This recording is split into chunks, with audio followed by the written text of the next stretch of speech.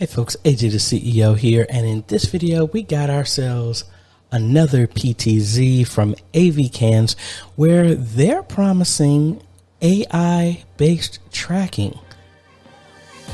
Let's check it out.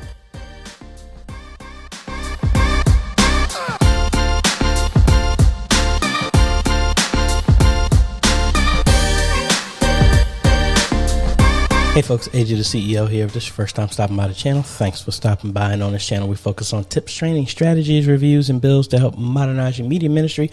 So if you're new here, consider subscribing. And if you like what we're doing here, consider becoming a patron or a YouTube member by clicking one of the links down below. Now, in full disclosure, AVKANS sent me this free of charge for me to review, but no one is reviewing this video before it goes live. The opinions are all my own, and no one has given me anything to say. I'm just going to give you the unadulterated, unfiltered opinion of if I would use this type of product in a ministry or installation or even at my home church. So let's go ahead and cut over and let's open it up and let's see what's inside. All right, so let's go ahead and crack this thing open. Now, there's a bunch of features with this that I think are very exceptional. Let's go through the basics. Okay, we got a remote. Very nice. Our RS-232 cable here. We can connect that to a serial joystick. Power plug, power brick, and cable. We got a manual. Got a thank you note. Please contact us to download the CMS software. Okay. All right, so they're saying that they can help out if need be. AI Tracking PTZ camera, NDI HX support as well, and it can track one person. All right.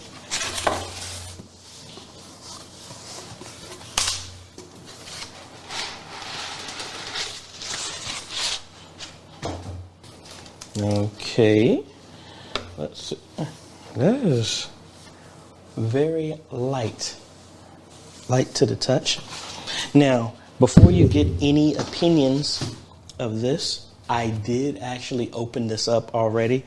All of this was wrapped. We had a recording issue, so I packed everything back up so that we can have the experience again. All right, so let's look at our connections here. We have a USB 3.0 HDMI. We have an audio in, RJ45 Ethernet, SDI out, RS-232 in and out, and DC 12 volt power.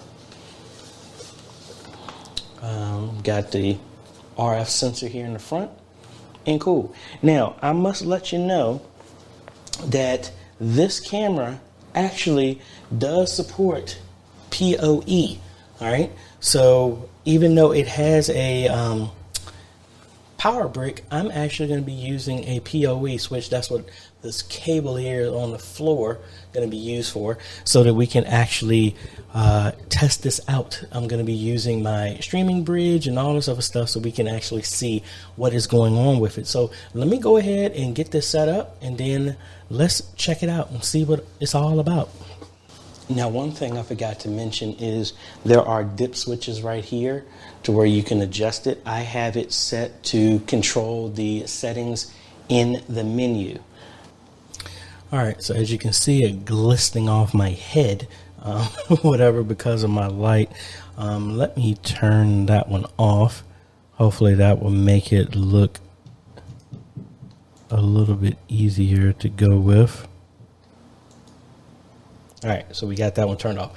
All right, so pretty slick, because if I do some slight adjustment without me doing anything, it's locking in, and we're going to play with the settings here. But let's go ahead and, because this is getting a little annoying, let's go ahead and cut over to my computer here, and let's look at the software that you need to install to actually configure and mess with this.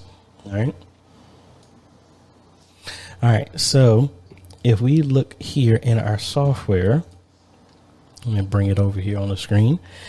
All right, so as you can see, it's actually already detecting it here. And if you didn't, you could just do a search and boom, there it goes. And it's pulling up on my network, but we already have it configured here. So let's go ahead and click on this and let's go to remote configuration. Now, this is one thing that is noticeably different than the ADA imaging one, the PTZ optics, the SMTV AV. You cannot go directly to this camera IP address. So like if I open up a browser here and I try to go to that IP address 192.168.0.163,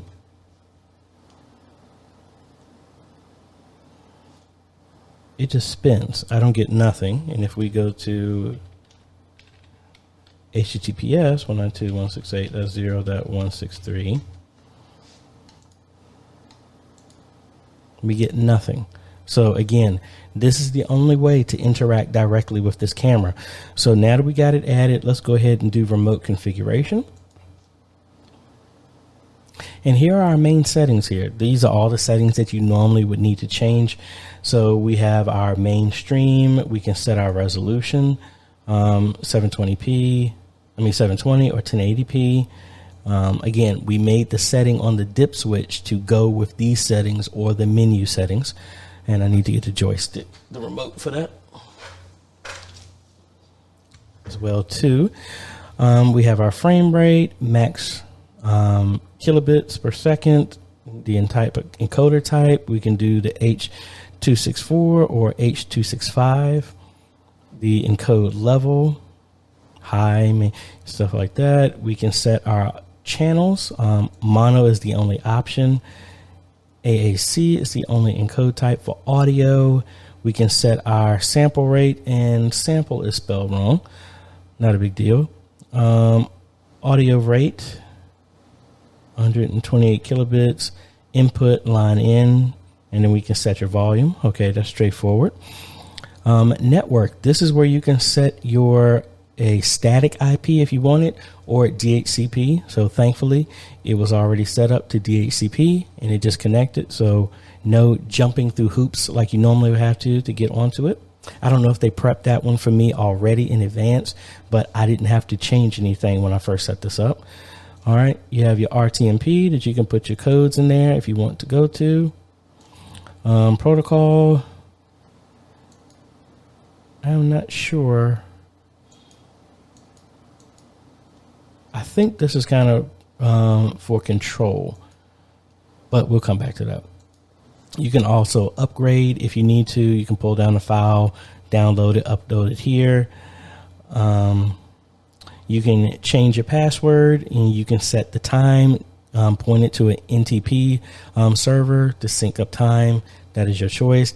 And we have NDI built in, so you can give it a name and anything like that. So while we have this up, let's open up our studio monitor and let's see what shows up as an option. So if we right click here, all right, we have my computer that's coming from OBS, and we also have the NDI. So right here is where we can change the name of this if we wanted to. So let's say this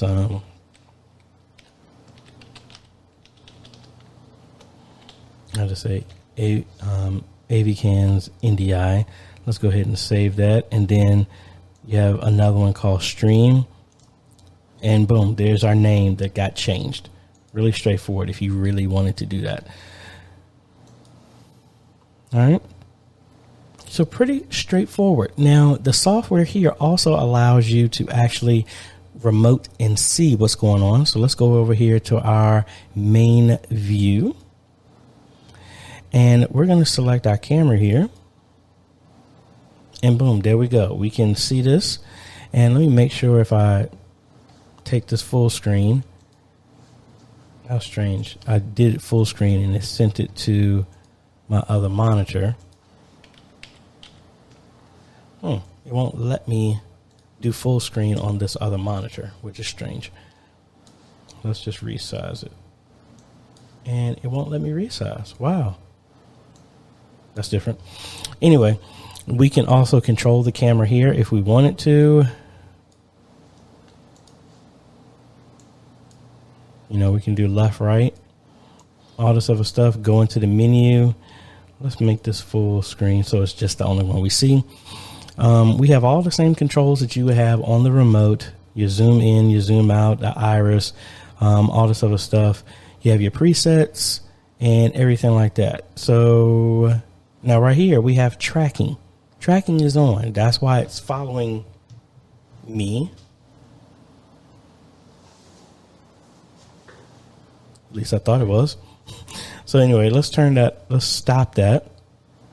So now it's just going to act like any other PTZ. It's not going to move all over the place. So if I have the remote here, you know, we can move left and right and stuff like that, and all that other fun stuff. What else we got? I mean, we can go here to the menu and go through the options. Same stuff that you saw before. We can use the remote or the buttons here on the controls to do it. So if we go here to status and enter, all right, it gives us the same thing, our protocol. And this is actually saying it's at 1080i. So let's see if we can change our resolution here.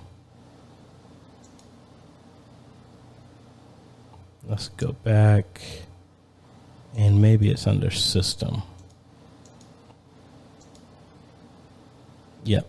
Let's go down here. Let's do our format.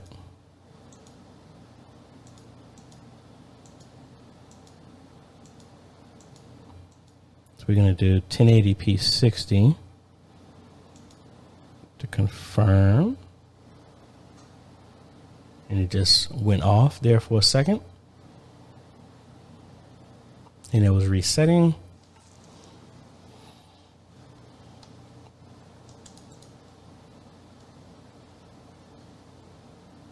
And wait for us to get a new image here.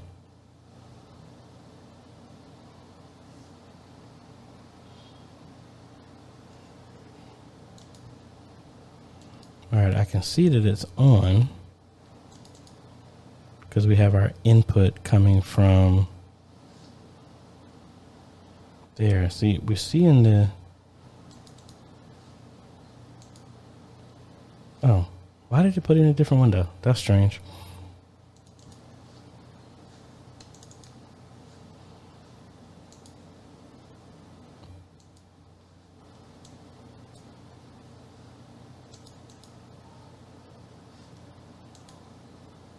All right, so there we go. I don't know what was over that.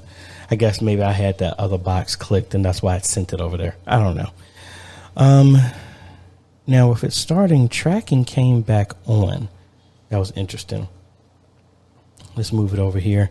And now let's go into our settings and see what the tracking is all about, all right?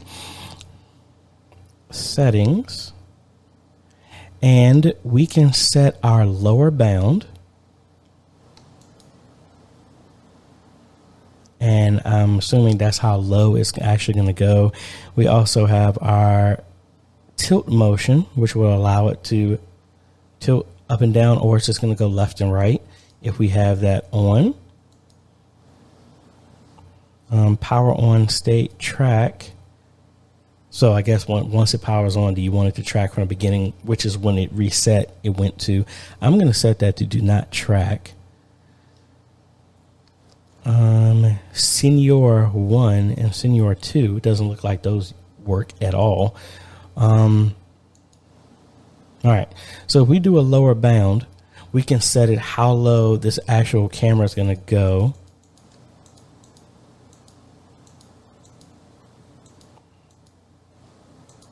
And it doesn't look like you can set it anything. You can't go into the negative, so we're already right there. So we're just okay.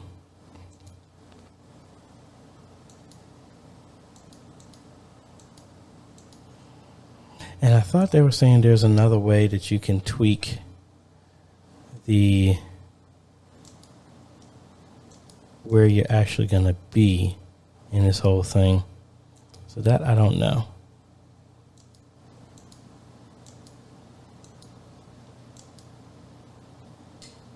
Interesting again. I need to play around with it a little bit more for the tracking.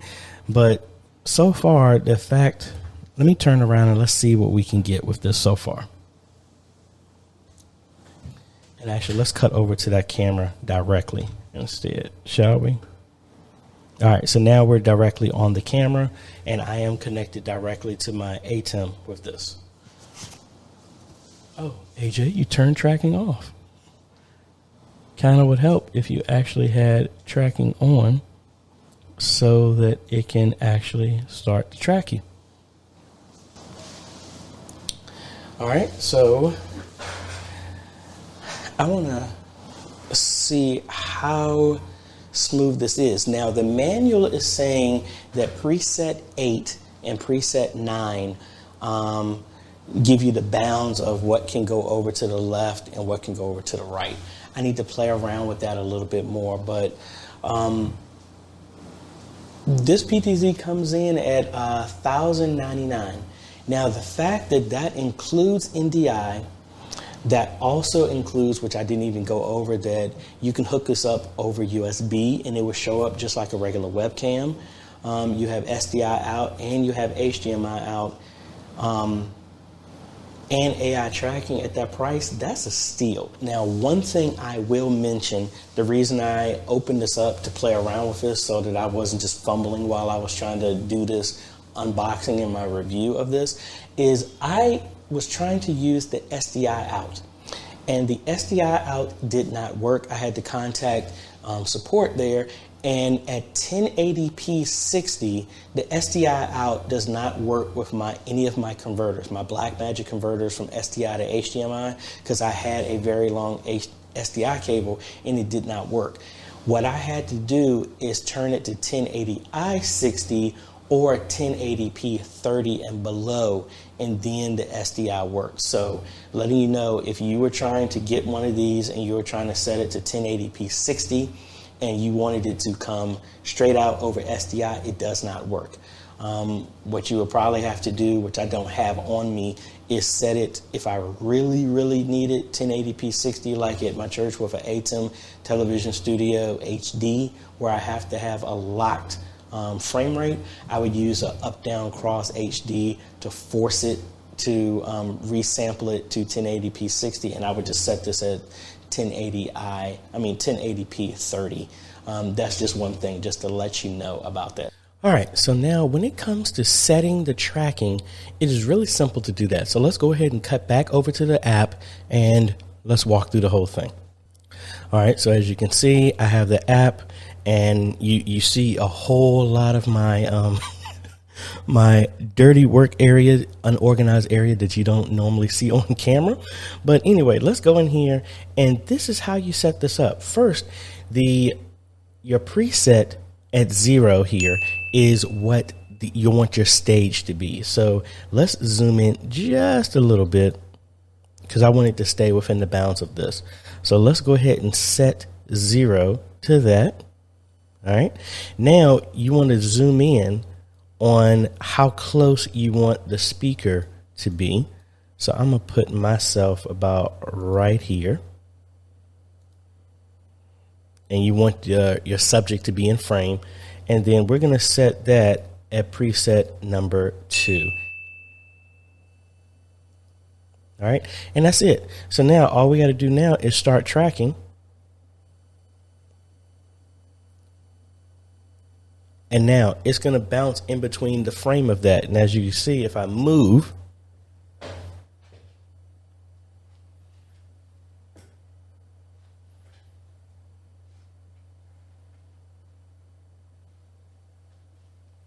it's going to keep following me. Now, if we come in here, let's stop this for a second. Let's go to our settings inside of here. And we can set the lower bounds of how low it's going to go. We can turn on tilt motion. So if you don't want it to go dip down and stuff like that, it will do that as well. But I think we're good. So now I'm going to start it, and I'm going to step away from here and let it just track me and see how good it does.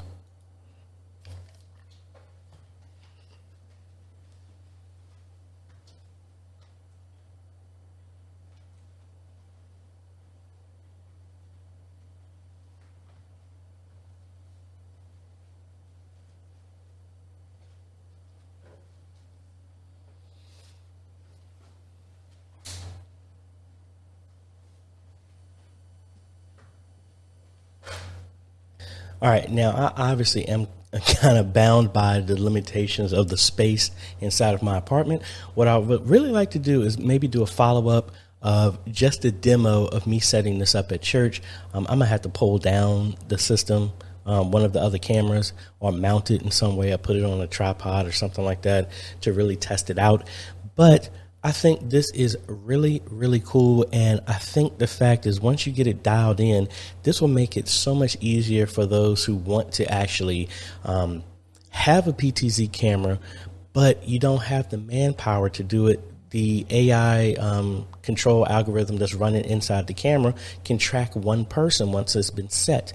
And then, boom, there you go. And it's actually going to move it itself. So like I said, expect a follow-up video from me where I'm actually going to install this. And then I think I got a church that may have the potential of getting this. But what I want to do is put this in place and actually see it in action inside of a service, inside of a church, to see how well it actually does the tracking. Because again, this in my apartment is not a really good representation of the power of what this could be. But I hope just in my little pacing back and forth, you can get an idea of if somebody was on a pulpit or on a stage or something like that, how it can actually follow a single person. So thank you so much, AVKANS, for sending this to me. I did a couple of cuts between different days of me tracking this because I was trying to find a good location to actually set this up, but I just cleared out enough space so I can do it here in the apartment. But really cool tech. I must admit, it's like, to think these cameras used to be like $10,000, then they went down to $4,000 when we were looking at put them in our church, and now they're down to you can get some as low as $700, but then with NDI, AI tracking, all this other stuff for $1,000, to where it, once you set it up with the remote, you can actually do everything automatically. That's really, really cool. So again, thank you so much. Link is in the description. If you're interested in a camera like this, let me know if you have any other questions about it. And like I said, expect a follow-up video when I actually install this at a church, to give you an example of what it looks like after the fact. So if you like this type of content, I appreciate a like, consider subscribing, and hit that bell. That way you get notified when we come out with other videos to help modernize your media ministry. I want to thank the patrons and the YouTube members for making this video possible. Their names on the screen right now, and you too can become a patron for as little as $1 a month, or you can become a YouTube member by clicking the join button down below. No matter which way you pick, folks, you are helping us train media ministries all over the world. Thanks for watching, folks. This is AJ. We will see you on the next video. Later.